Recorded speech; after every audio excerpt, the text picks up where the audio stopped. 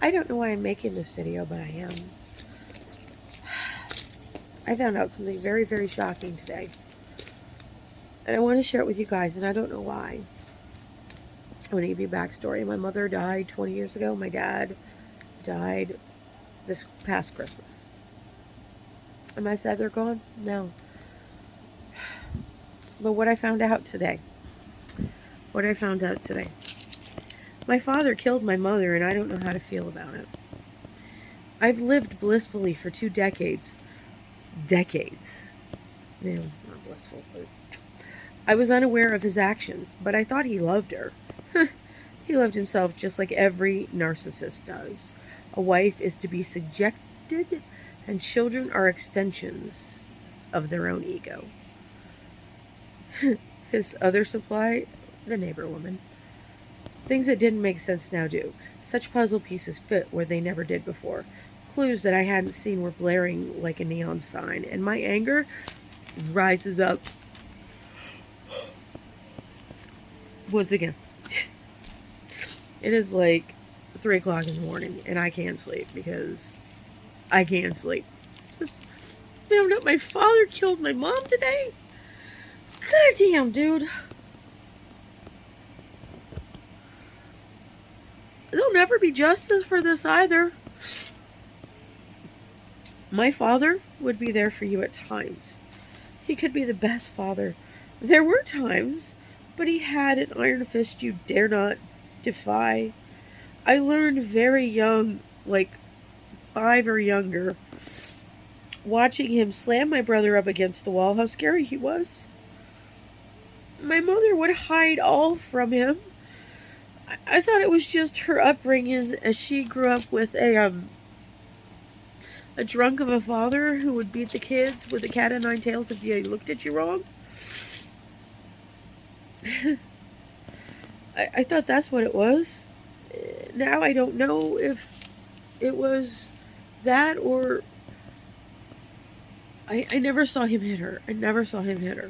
I saw him be controlling, but, you know, like he told me, she gets this way and she gets too out of control, and so I have to control her. I have to. Yeah, those are not the exact words, but I recall hearing him, like, he said it to me. Over 20 years after over 20 years after my grandfather's death, I can still recall my mother's words at his headstone. Good riddance, you son of a bitch. He died in 1970. I never understood such venom for a father until I learned of what mine had done. His death was too sweet a punishment. My father had a stroke 9 years ago, and this is 2023 right now. His personality changed. He got mean. My stepmother, she'll tell you that. Nope. He just dropped his mask. He could no longer pretend to be that person that she thought she fell in love with.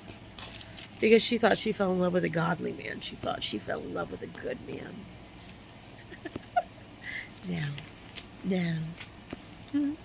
Now. The cruelty we experience as children and teens came to the surface. Interactions proved this true for me, and I tried to see him after the stroke a few times, and I couldn't do it. And as time went on, it got worse and worse and worse, and I couldn't do it. His church family, they think him so good. They were so sad to see him go. But funny how 4 out of the 5 of his own children were glad to see the old man pass. We lost him after Christmas, you know. The one that didn't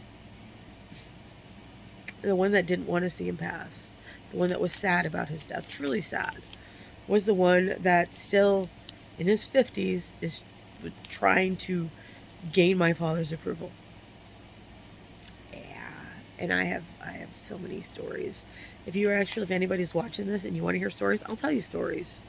I have stories. Jesus Christ, I have stories. But my father, he was a charmer. He liked to brag of angering people to only make them his friend. One of his favorite stories was back in the 70s.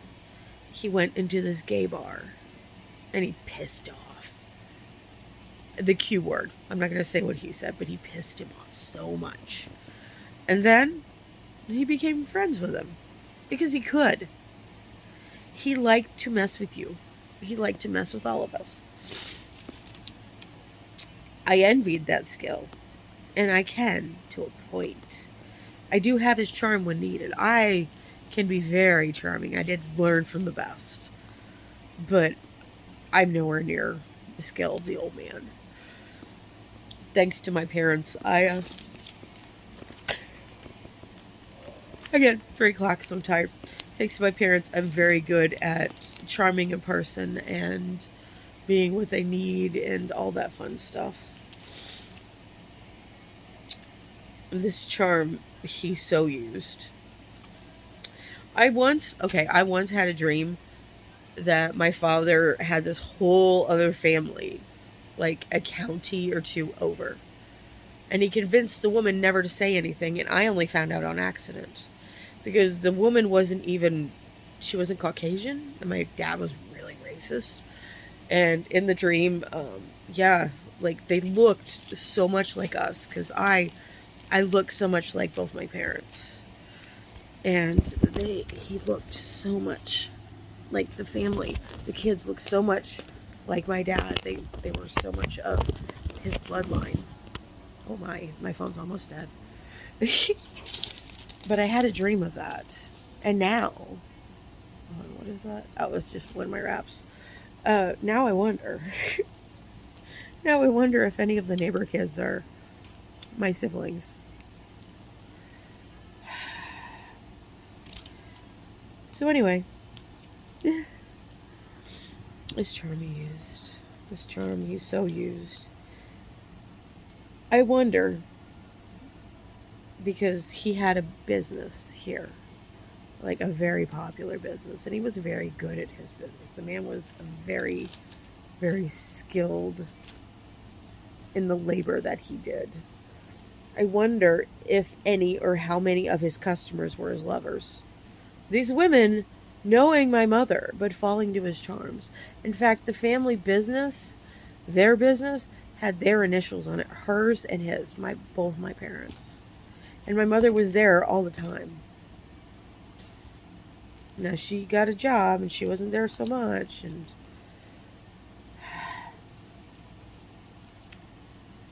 I once heard rumors as a young child, and I made a joke about it to the woman's daughter who was my friend, and then I was no longer allowed to be over at that house. Yeah. Stay. And because I just found all this out tonight, everything is this notebook I'm leaning on. Everything is just kind of like starting to come into play. The news. Oh, wait. I wonder if any or how many of his customers were his lovers. These women knowing my mother but falling to his charms. I am not saying the women are innocent. I'm not saying that at all, because it does take two to tango, but when you deal with a narcissist, and unfortunately you get hooked in before you realize what you're doing. And there were a few that, looking back now, I think, oh my God, were they? The news that he killed my mother should have shocked. Like, how could he do this? No, outraged me. It didn't. And my mother, she was a piece of work herself. All her children bear the physical or mental scars from her.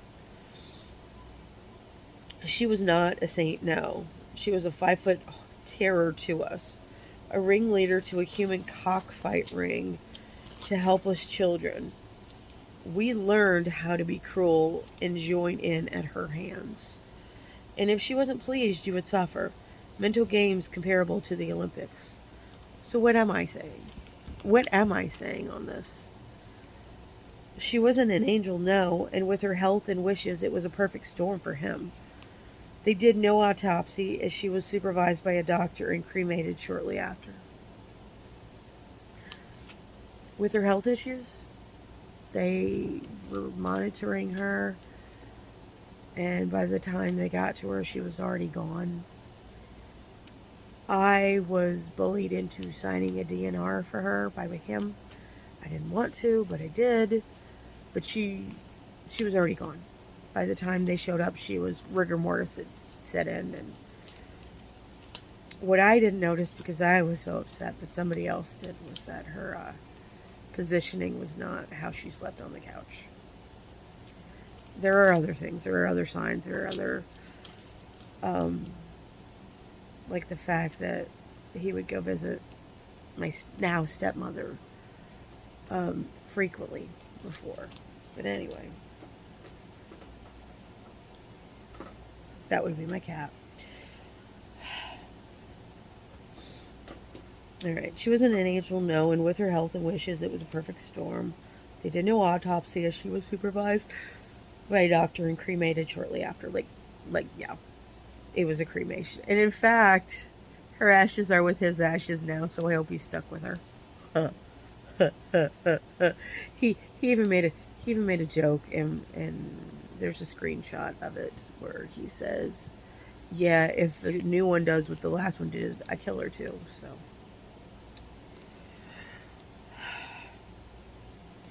But did she deserve this?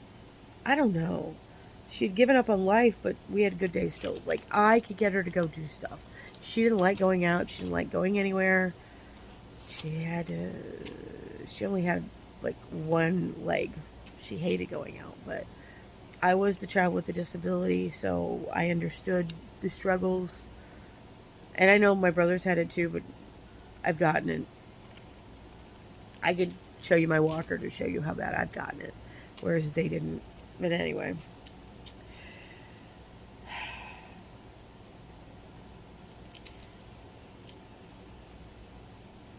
sorry, I'm looking for where I finished. I stopped.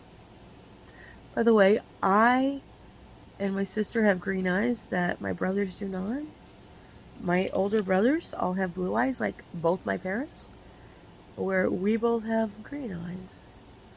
So where did they come from? If it wasn't for the fact I look so much like my fucking father, I would say I don't know. But I look too much like him.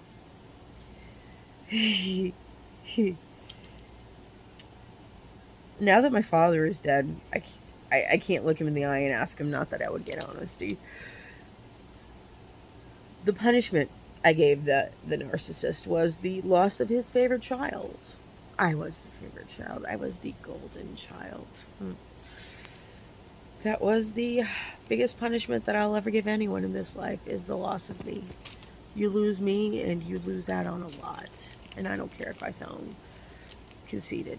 I don't care. I'm the best thing that ever happens to the people in my life, and I know I am. Especially the ones that I love. Hi! My kitty wants attention.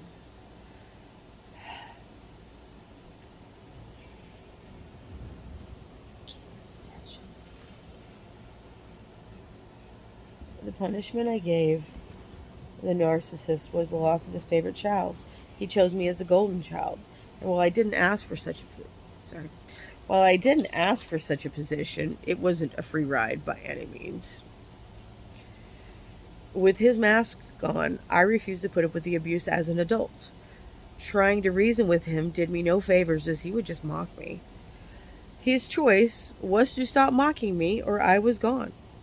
He continued, and my hand was forced. I told him to stop mocking me because I was failing at life, because I didn't take a job 3 hours north in a business I've never been to, I'm not really familiar with, in a position that I didn't want. And that was me failing at life because I wasn't trying hard enough. I had a steady 40-hour-a-week job. I have a home that I own. I want to say I had a stable marriage, but I didn't have a stable marriage. I just didn't realize that I got rid of one narcissist and traded for another when I married that fucker. My ex-husband. I got rid of him. So anyway, his choice was to stop mocking me or I would be gone. He continued, and my hand was forced. I last spoke to him 2 years ago. And I literally said, I said, this is your choice. You can either continue to mock me or I'm gone. And you'll never hear from me again until the day you die. I'm done. I will be done. This is your choice as an adult father. And he goes, wah, get over yourself. He wrote a goddamn poem about this and posted it on Facebook that I was just being very sarcastic, that he was a bad dad and I was just being a disrespectful child at 42. 42. Because I wouldn't take his advice. Okay, Dad. I'm not sorry. My last words after being called from an unknown number, where he lives, I have other family, and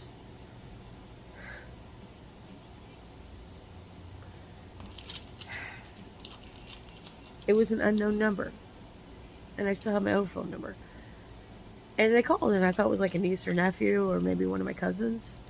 And I hear him, and I'm like, oh, no. Fuck you. And I hung up on him.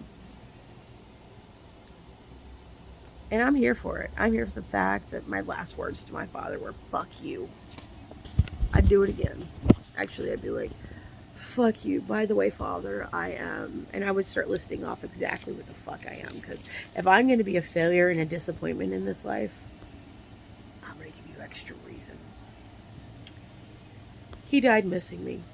He did. He died missing me. He tried up until the day he died to see me. Good. I hope it made it harder.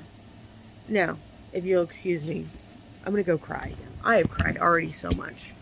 It is now after 3 in the morning. I have to work tomorrow. Luckily, it's not till the afternoon, but still, I will get my morning text, my morning howl. So I will be awake early because I'm going to be a struggle. It's going to be a struggle to get up. I just know that. So if you stayed this long, that's great. I'm sorry it wasn't as exciting as it could be. What ended up happening is what we believe is, we don't think he gave her too much insulin because I'm sure she would have noticed that. We think he ended up just getting impatient because he wanted to move to the next supply, which was my stepmother. So he smothered her with a pillow because when we got there, the body wasn't in the normal sleeping position. Yeah. And if you're here this late, then I appreciate you, but I really need